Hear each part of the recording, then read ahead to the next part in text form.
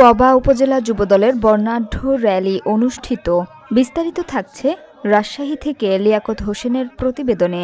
রাজশাহী ৩ আসনে অ্যাডভোকেট শফিকুল হক মিলন বিএনপি প্রার্থী মনোনীত হওয়ায় কৃতজ্ঞতা জানিয়ে পবা উপজেলা যুবদলের উদ্যোগে র্যালি ও সংক্ষিপ্ত পথসভা অনুষ্ঠিত হয়।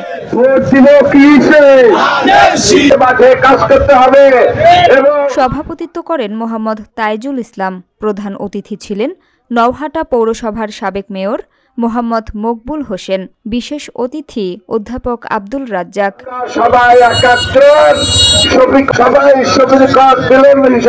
শত শত নেতাকর্মী ধানের শীষের সমর্থনে পবার বিভিন্ন সড়ক প্রদক্ষিণ করেন। পরিচালনায় ছিলেন সোহেল রানা। বক্তারা বলেন, ধানের শীষ বিজয়ী হলে পবায় উন্নয়নের নতুন দুয়ার খুলবে। নেতাকর্মীরা বিজয় নিশ্চিতের অঙ্গীকার করেন।